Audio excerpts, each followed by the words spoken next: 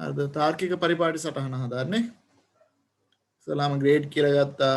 මේකට වරහණක් දාන්න ඕනේ. GID ඊට පස්සේ GName. හරිද? මෙයා ප්‍රයිමරි කී එක මෙහෙම දානවා. ඊට පස්සේ class CID. දැන් මේ අපි කලින් ටියුට් එකේ කරපු ටික මම මේ සාරාංශයක් කරන්නේ. ඊට පස්සේ CName. මේක විතරක් දාලා හරියනවා නෑ. තා මොකක්ද කරන්න? මෙතන තියෙනවා foreign key එකක්. හරිද? දැන් primary key එක අපි keys ගැන දන්නවනේ. foreign key එකක් තියෙනවා. ඇයි foreign key එකක් ඕනේ? මෙයා one to many සම්බන්ධතාවයක් තියෙද්දී parent table එකේ primary key එක ගෙනල්ලා child table එකට දාගන්නවා. එතකොට මෙතන grade එක තමයි class තියෙන්නේ. ඒ නිසා මෙතන කමාවක් දාලා මොකක්ද? grade ID කියන එක මෙතෙන්ට දාගන්නවා. ඊට පස්සේ student මෙයාගේ තියෙනවා STU නැත්නම් STID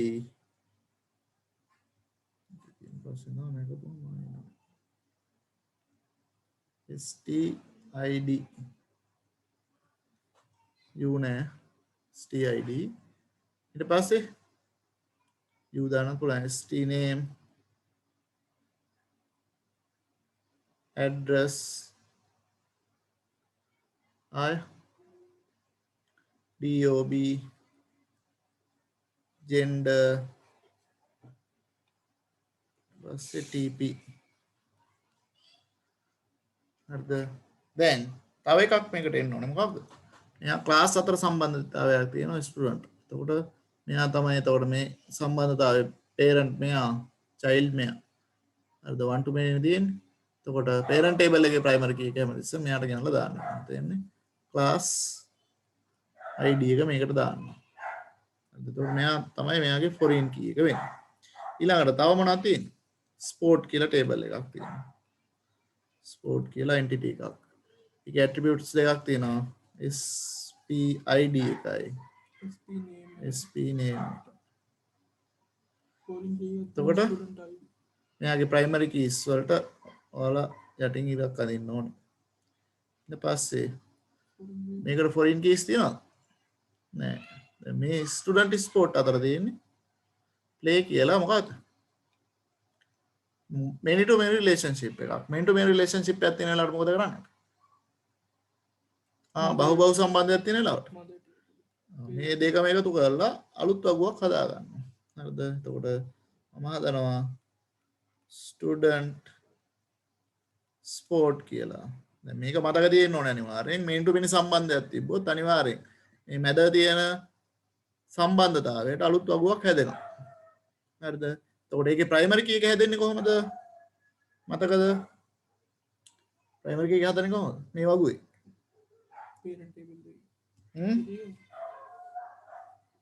මතකද primary key එක හදන විදිය? මතක තියෙන්න ඕනේ හැමෝටම. මේ දැන් අපි ගන්න student table එකයි sport table එකයි. ඒ දෙන්නගේ primary key දෙක ගේන්න ඕනේ මෙතෙන්ට. STID එකයි. SPID එකයි. ගෙනල්ලා මේ දෙන්නම එකතු කරලා primary key එක හදන්න. ඊට පස්සේ මේ දෙන්න මොකද වෙන්නේ? foreign keys උත් වෙනවා තනි තනියම ගත්තාම ආගන්තුක යතුරු වෙනවා. හරිද? ඔන්න දැන් මේක හිතන්න මේක ස්කූල් ඩේටාබේස් එකක් තමයි හදන්නේ අපි. ස්කෝලේට ඩේටාබේස් එකක්. ඒකට නම දානවා ස්කූල් කියලා. ස්කූල් ඩේටාබේස් DB කියලා දානවා. ස්කූල් ඩේටාබේස් එක තමයි හදන්නේ. දැන් ඔන්න ER සටහන අපි හදාගත්තා. සංකල්පීය සැලසුම. පස්සේ තාර්කික සැලසුම හදුවා ස්කීමා හදලා. පස්සේ භෞතික සැලසුම. භෞතික සැලසුම කොහොමද හදන්නේ? භෞතික සැලසුම හදද්දී අපි මේවට වගු ටික ඇඳ ගන්නවා. හරිද? grade කියන එක හදන්නේ. මම ඒකට අලුත් ස්ලයිඩ් එකකට යන්නම්. නැත්නම් මෙතනම දිනනවා. grade එකට වගුවක් ඇඳ ගන්නවා. grade එකේ columns දෙකක් තියෙනවා. GID මේකට යටින් ඉරක් ගහන්න ඕනේ. GName කියලා දාගත්තා. භෞතික සැලසුමේදී වගු අඳින්න ඕනේ ඔයාලා. ඊට පස්සේ class කියලා වගුවක් අඳින්න.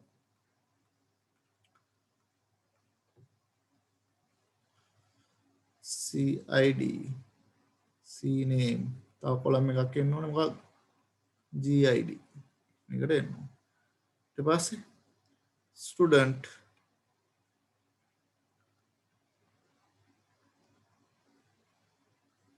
මේක තමයි භෞතික සැලසුම කියලා කියන්නේ student STID STName address DOB gender TP CID එන්නවා ඊට පස්සේ අපි එනවා මොකද්ද sport වලට sport SPID SPName ඊට පස්සේ තව එක වගුවක් තියෙනවා මෙතන මොකද්ද student sport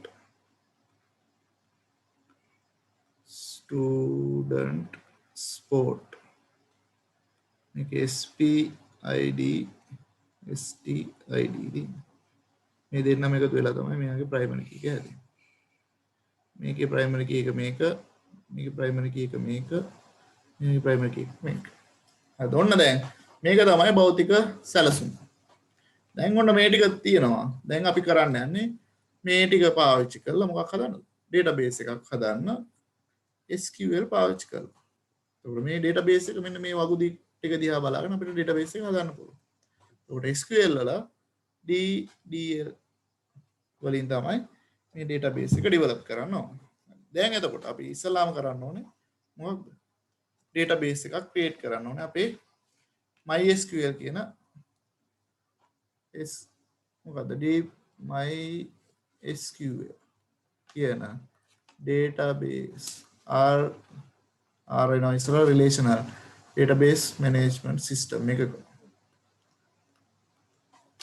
හරි දැන් අපි ඒකට තමයි සැරසෙන්නේ ඒකට තමයි අපි මොනවා කරේ WAMP server එක install කරගෙන ඔයාලා දැන් ලැහත් වෙලා ඉන්නේ හරිද WAMP server එක install කරන විදිහ දැන් ඔයාලා දන්නවා හැමෝම හරි මේ screen එක පේනවනේ ඉස්සලා WAMP server එක open කරගන්න ඕනේ මම මෙතනට ගිහලා double click කරා on කරගන්න හැමෝම computer එකේ WAMP server එක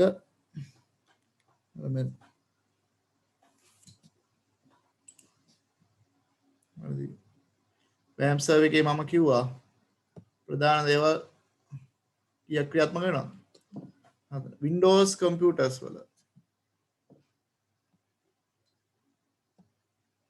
Windows computer එකක වැඩ කරන server එකක් තමයි මේ WAMP server එක කියලා කියන්නේ. ඒක තමයි W. ඊට පස්සේ AMP කියන්නේ ඒ කියන්නේ Apache කියන server එකක්. ඒ කියන්නේ server side. අපි දන්නවනේ web page එකක් run වෙන්නේ කොහෙද? web server එකක. එතකොට web server එකක් අපේ computer එකේ web server එකක් බවට පත් කරන්නේ මේ Apache කියන server එක පාවිච්චි කරලා. M කියන්නේ MySQL. ඒ කියන්නේ database. හරිද? database එක හදන්නේ MySQL වලින්. P කියන්නේ PHP. PHP කියන්නේ මේක තමයි මෙයාගේ ඇතුලේ ප්‍රෝග්‍රෑම් කරන්න පාවිච්චි කරන භාෂාවට තමයි PHP කියලා කියන්නේ. මෙන්න මේ ටික ඔක්කොම එකතු වෙලා හැදිච්ච web based application එකක්. හරිද? web based application එකක් develop කරන්න පුළුවන්. සංවර්ධනය කරන්න පුළුවන් විදිහේ සේවාදායක පරිගණකයක් බවට පත් වෙනවා අපි WAMP server එක අපේ කම්පියුටර් එක run කරමු. එතකොට අපිට පුළුවන් වෙබ්සයිට් එකක් හදලා ඒකේ දත්තත් එක්ක වැඩ කරන්න පුළුවන් වෙබ් අඩවියක් නිර්මාණය කරගන්න. හරිද? එතකොට ඒක ඉගෙන ගන්න අපි database ඉගෙනගෙන ඉන්න ඕනේ. හරිද? PHP ඉගෙනගෙන ඉන්න ඕනේ. උඩම තියෙන්නේ HTML. හරිද? උඩම HTML වලින් තමයි අරගේ වෙබ් අඩවියේ pages ටික හැදෙන්නේ. ඊට පස්සේ මැද ඉන්නවා Python හරි PHP වගේ programming language එකක්. ඊට පස්සේ තමයි database එකට දත්ත database එකට දත්ත ටික එන්නේ. මෙයාගෙන් ගන්නත් පුළුවන්. මෙයාකට ගිහිල්ලා තැම්පත් කරන්න. දැන් ඔයාලා මොකද්ද RAM server එක ඕපන් කරලා ඇති මේක ඔන් කරපුවාම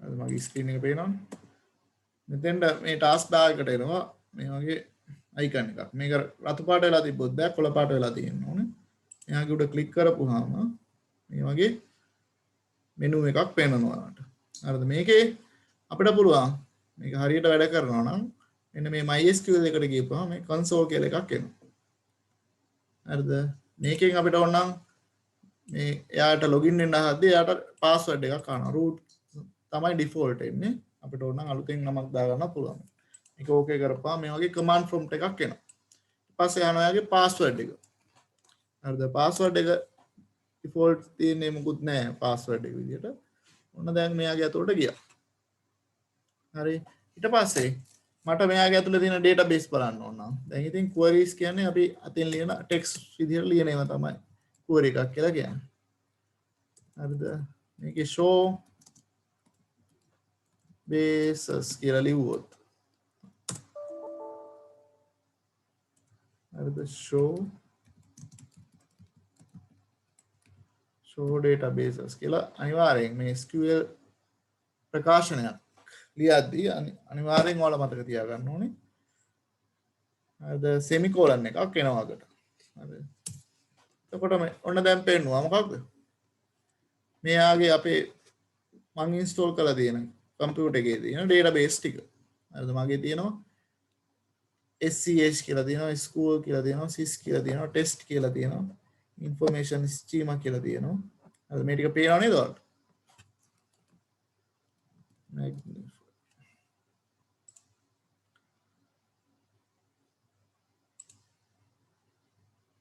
හරිද මේ තියෙන්නේ මගේ කම්පියුටර් එකේ තියෙන database ටික හරි ටික පේනවා ඇති කියලා හිතනවා එතකොට දැන් ඔයාලටත් පුළුවන් අතනින් ඔයාලගේ කන්සෝල් එකට ගිහිල්ලා නැත්තම්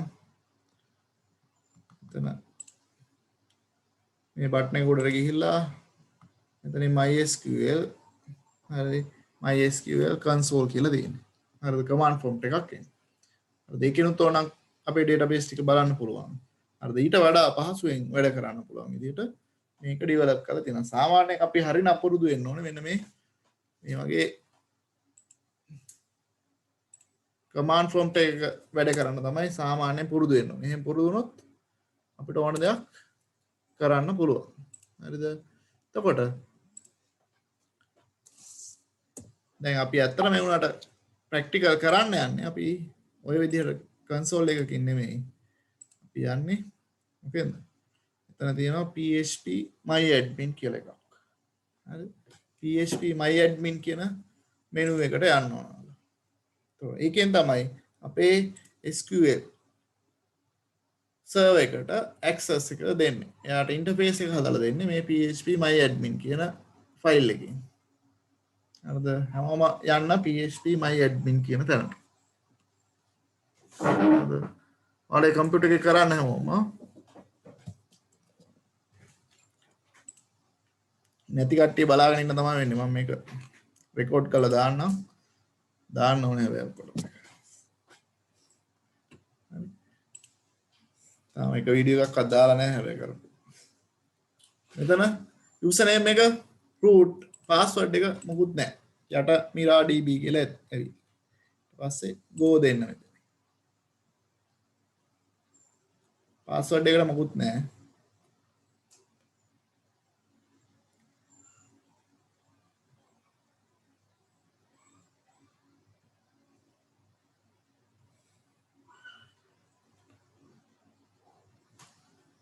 හරිද?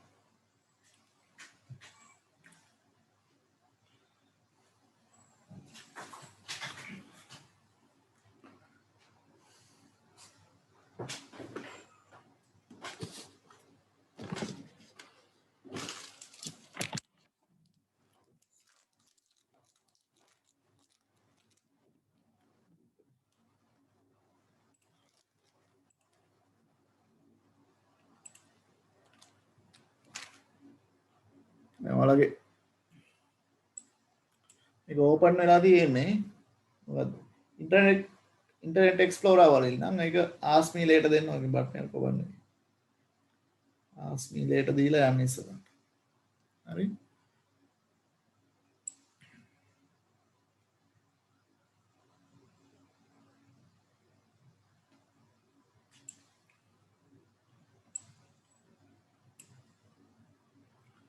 දැන් හැමෝම මේ ස්ක්‍රීන් එකේ ඉන්න ඕනේ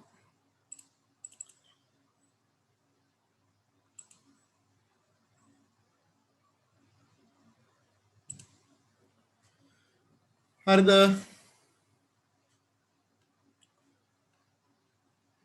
හැමෝම මෙන්න මෙතෙන්ට මම හරි කියලා හිතලා ඉස්සරහට කරගෙන යනවා මොකක් හරි ප්‍රශ්නයක් තියෙනවා ඉක්මනට අහන්න හරි දැන් මෙතන මේ පැත්තේ පේනවා අපේ තියෙන database ටික ඊට පස්සේ මෙතන උඩ තියෙන databases කියන කුඩ ක්ලික් කරොත් මේකේ තියෙන database ටික පේනවා හරි දැන් ඉස්සලා තිබ්බ database එක නෙමෙයි මේක වෙන එකක් හරි ඊට පස්සේ SQL කියලා එකක් තියෙනවා මේක අපිට SQL ලියන්න පුළුවන් මෙතන හරිද මේක ඇත්තටම අපිට කරන්න තියෙන විධාන ලියන්න තමයි තියෙන්නේ දැන් අර මොනවාද HTML ලියුවා වගේ තමයි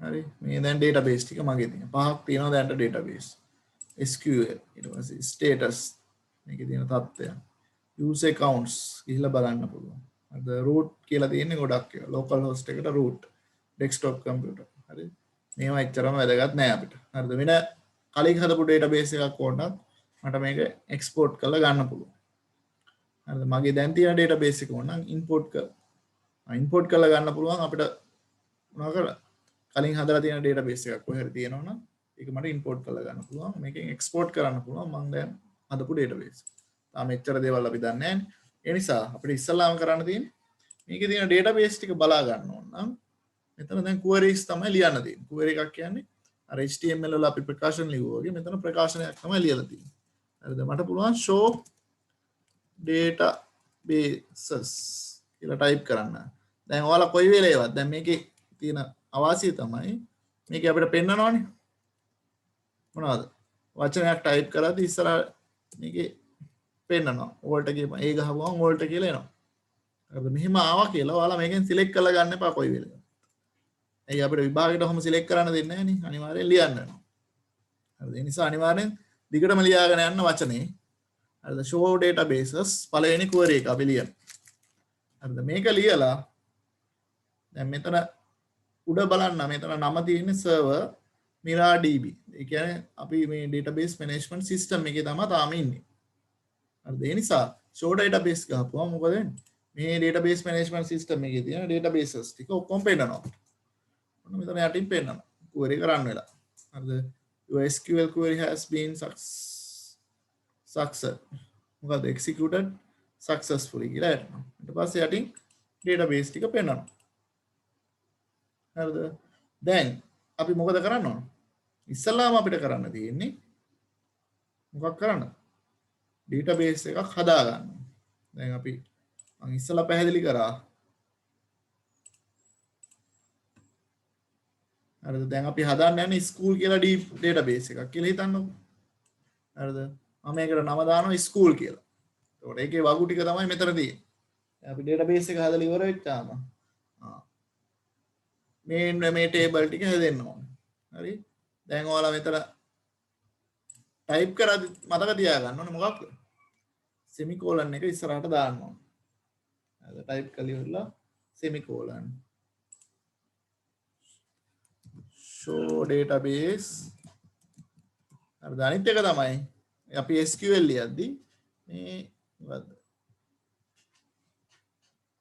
අපි කියන්නේ case sensitive නෑ මෙයා ඒ කියන්නේ අපිට කැපිටල් හරි සිම්පල් හරි කැමති අකුරකින් ලියන්න පුළුවන් එහෙම ප්‍රශ්නයක් නැහැ ඔයාලට කැපිටල් වලින් ලියන්නත් පුළුවන් සිම්පල් වලින් කවලමෙන් ලියන්නත් පුළුවන් ඊට පස්සේ අන්තිමේට semicolon එකක් දාලා මෙතන go කියලා බටන් එකක් තියෙනවා මෙන්න මේ go බටන් එක උඩ බලනවා ක්ලික් කරපුවම තමයි එයාගේ රිසල්ට් එක අපිට අරන් දෙන්නේ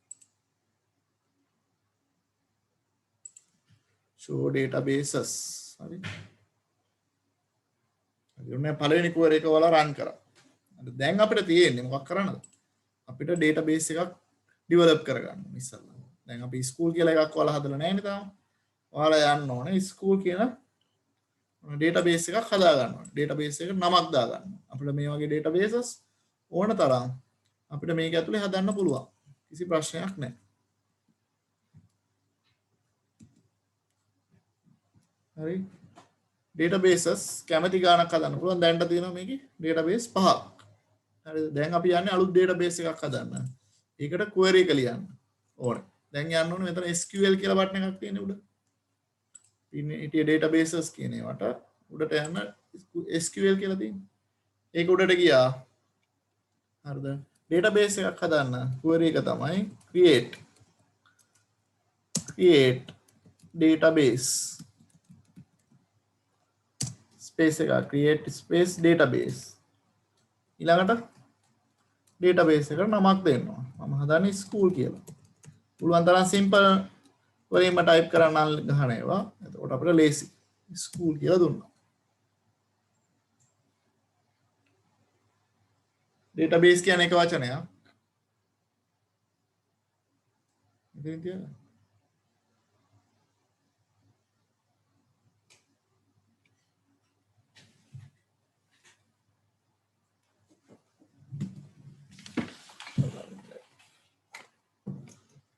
ටියුට් එක ගන්න දැන් අතට කම්පියුටර් එකත් ගන්නවත් එක්කම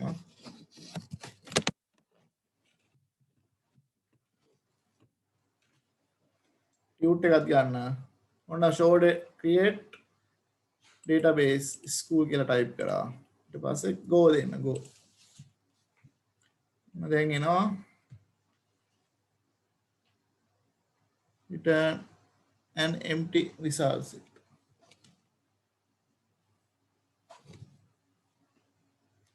අපුරු හරියට type කරන්න ඕනේ create කියන්නේ මොකක්ද error එකක් ආවොත් සමහරට අකුරු නැතුව වෙන්න පුළුවන් semicolon එක නැතුව වෙන්න පුළුවන් create database නම දෙන්න හරියට school නැත්තම් errors පෙන්නන ඊට පස්සේ success නම් ඔය කොළ පාට බටන් එකක් එනවා ඊට පස්සේ ISQL වලට ගිහිල්ලා type කරන්න show database දැන් ඒක create වෙලා තියෙනවා නම් අපිට පෙන්නයි SQL වලට ගියා ආයෙ type කරා show databases SESN select කරලා ගන්න එපා අනිවාර්යෙන් ඔයාලා අතින් type කරන්න. එතන යටින් එන ඒවා select කරලා ගන්න එපා. ඔන්න දැන් school කියලා එකක් පෙන්නන්න ඕනේ යට. database එකක් දැන් school කියලා පේනවා අපිට. හරිද? දැන් අපි දැන් මේ ඉන්නේ අපි තාම ඉන්නේ database ඔක්කොටම උඩින් තමයි ඉන්නේ දැන්. අපි තාම queries ලියන්නේ. හරිද? දැන් මේ ඔක්කොම පේනවනේ අපිට database. අපි දැන් මොකද කරන්න ඕනේ? මේ database එකක් ඇතුළට යන්න ඕනේ. හරිද? දැන් මේකේ school කියලා database එකනේ අපි හදන්නේ. ඒ නිසා අපි එයාගේ ඇතුළට යන්න ඕනේ. එතකොට ඇතුළට යන්න අපි ලියන්න ඕනේ use. අපි පාවිච්චි කරන්න යන්නේ කවද? school කියන එක. school කියන database එක. කියලා semicolon එක ගහන්න අනිවාර්යෙන්ම මතක තියාගන්න. end එකට මෙහා පැත්තේ තියෙන්නේ. use school කියලා type කරන්න ඕනේ. ඊට පස්සේ go දෙන්න.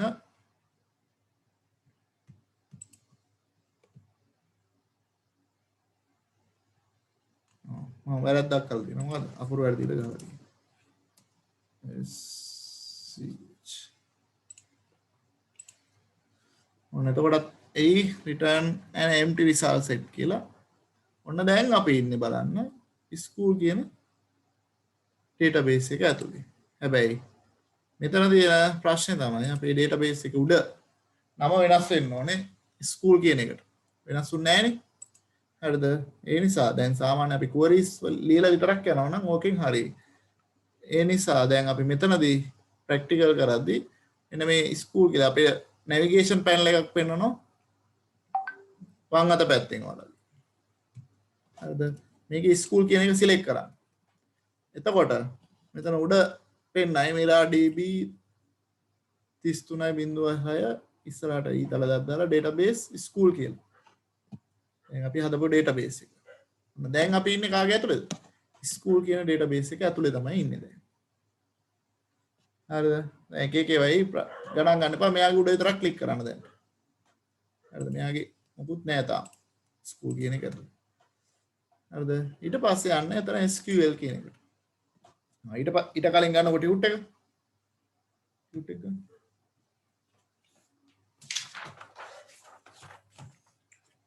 ටියුට් එකේ තියෙනවා create database හරිද උතෙන්ට ලියා ගන්න මොකද්ද දත්ත සමුදායක් නිර්මාණය කිරීම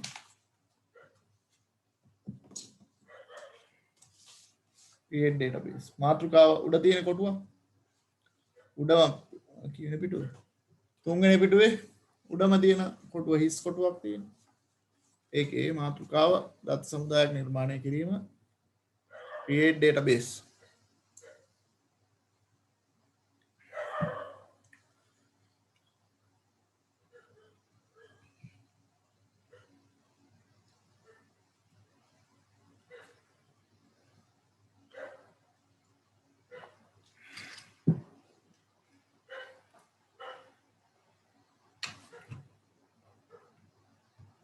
හරිද ඊට පස්සේ යට තියෙනවා create database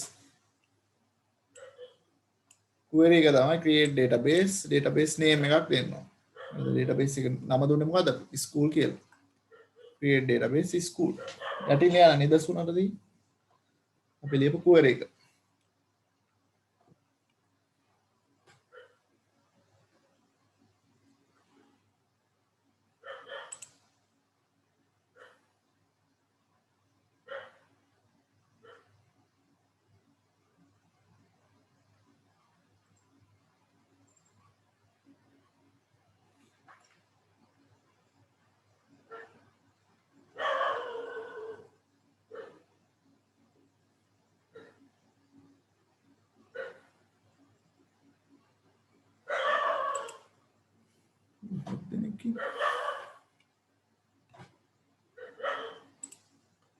හරිද ඊට පස්සේ ඊට යටින් ඇති මොකද දත්ත සමුදායක් තුළට යොමු වීම කියලා ඒක use database name එක යටින් ලියන්න use මොකක්ද අපි use කරේ use කරා school කියන database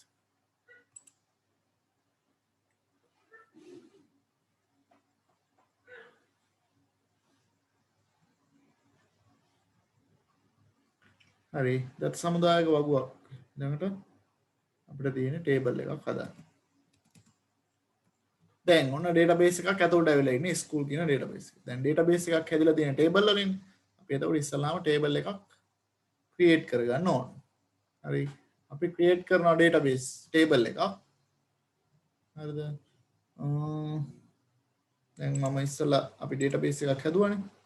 මෙතන grade කියන එක හදනවා කියලා හිතන්න. grade කියන table එක හදන්න යන්නේ දැන්.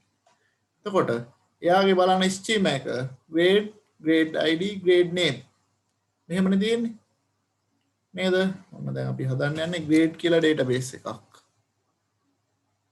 grade එතකොට grade එකේ තියෙන්නේ මොකද්ද schema එක gid gname හරිද මෙන්න මේකට සමානයි අපේ query එක හරිද අපි හදන්න යන්නේ table එකක් හරිද ඉස්සරහට වචන දෙකක් එනවා ඊට පස්සේ table එකේ නම grade හරිද අතර මෙන්න මෙතෙන්ට create table කියලා create table grade ඊට පස්සේ වරහණක් දාන්න ඕනේ හරි මේ schema එකේ වගේ වරහණක් දාලා අපි මේකේ මොනවද ලියන්නේ මෙයාගේ columns ටික ලියන්න ඕන හරිද මේක ලියද්දී ඔයාලට මතක ඇති මොකක්ද මම කියලා දුන්නා මොකද්ද constraints හරිද සංරෝධක වගේක් දානවා කියලා database එකක් භෞතිකව හදද්දී හරිද constraint වර්ග තුනක් තියෙනවා සංරෝධක ඒකාබද්ධතා සංරෝධක කියලා කිව්වා සංරෝධක වර්ග තුනක් තියෙනවා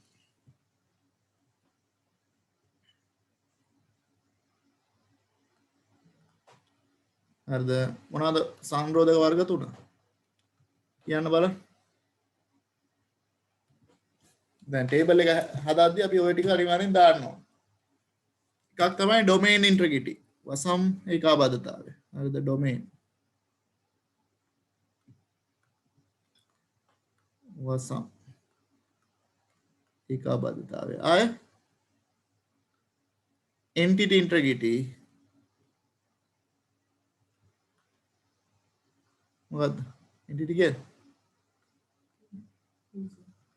උතාර්ථ ඒකාබද්ධතාවය. එහෙම. ඊළඟට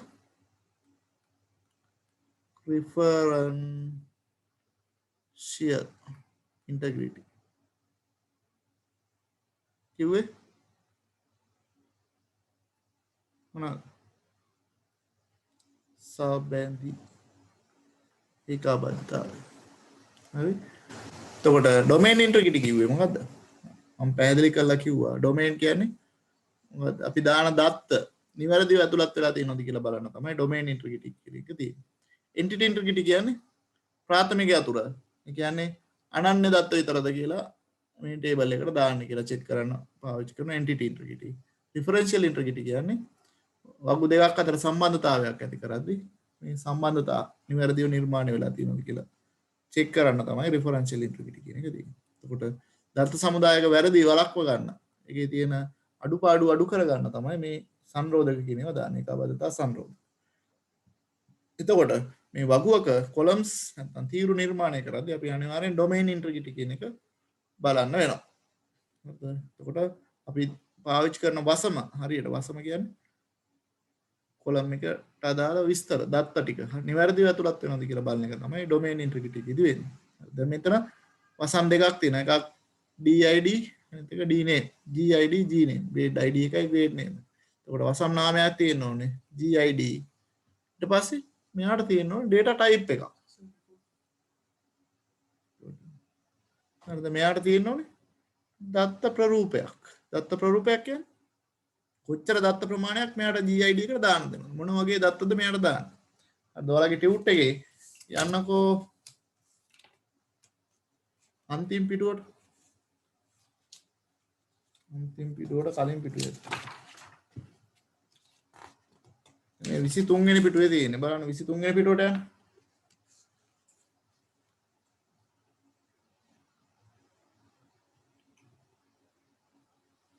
හරිද? 22 වෙනි පිටුවේ මාතෘකාව තියෙනවා ලියන්න. සාමාන්‍ය දත්ත ප්‍රරූප SQL සාමාන්‍ය දත්ත ප්‍රරූප.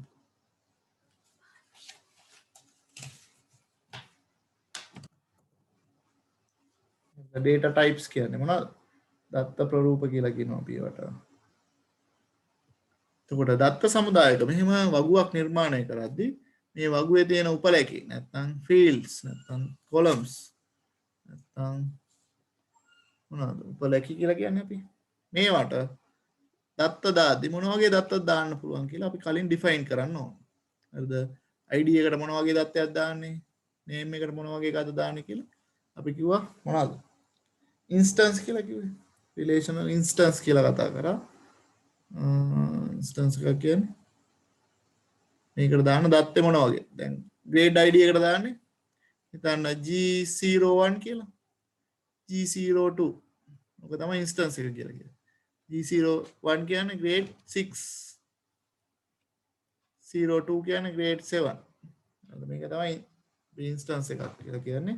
එතකොට මේකට දාන දත්ත මේ දත්ත වර්ගය අනුව එයාගේ data type එක වෙනස් වෙනවා. හරිද? මේකට නම් G අකුරක් එන්න ඕනේ underscore එකක් එන්න ඕනේ 0.1 කියලා එන්න ඕනේ. G02. එතකොට මේකට දාන්න වෙන්නේ එතන දත්ත ප්‍රරූප ගොඩක් තියෙනවා බලන්න. අපි සාමාන්‍යයෙන් හරිද පාවිච්චි කරන data types තමයි උතනින්. හරි. එකක් තමයි වාචා කියන එක. ඒ ටික highlight කරන්න. වාචා.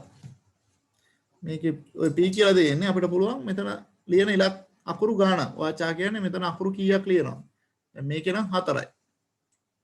මට අකුරු 20ක් ලියන්න ඕන 20යි කියලා දාන්න ඕන.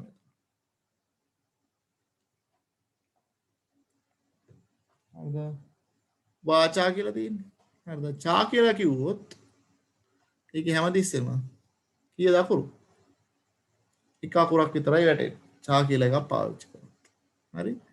මේකේ අර ෆීමේල් මේල් කියලා F වගේ විතරක් දාන්න ඕන නම් චා කියන ටයිප් එක පාවිච්චි කරන්න පුළුවන්. වාචා කියන එකේ අපිට ඕන තරම් මෙතන ඉස්සරහට අකුරු දෙන්න පුළුවන්.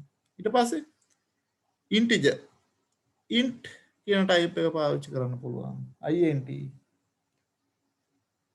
හරිද ඔගේ මේකේ දිග නම තමයි integer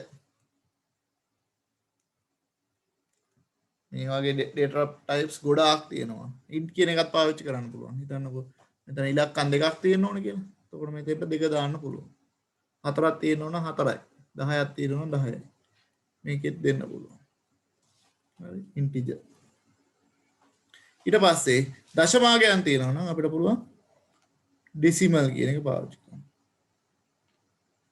decimal එතකොට මෙතන අගයන් දෙකක් දෙන්න ඕනේ decimal අගයක් කියන්නේ කීයද 20.255 කියලා හිතන්න.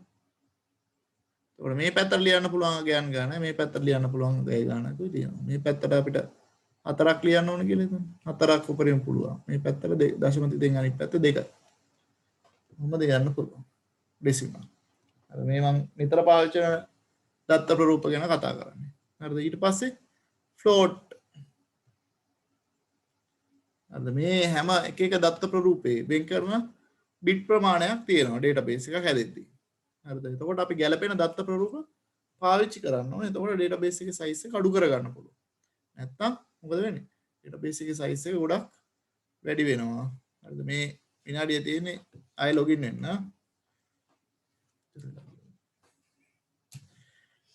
හරි? ෆ්ලෝට් කියන එකේ ඒ කියන්නේ දශම ස්ථාන අපිට කැමති ප්‍රමාණයක්. හරිද? ඒ කියන්නේ මේක ගොඩාක් ලොකු වගයක්. උදාහරණයක් විදිහට පෘථිවියයි හඳයි අතර දුර වගේ එකක් දානවා නම් ෆ්ලෝට් කියන එක පාවිච්චි කරන්න පුළුවන්. ගොඩාක් ලොකු බිට් ප්‍රමාණයක් මෙයා වෙන් කරනවා දත්ත තැන්පත් කරනවා.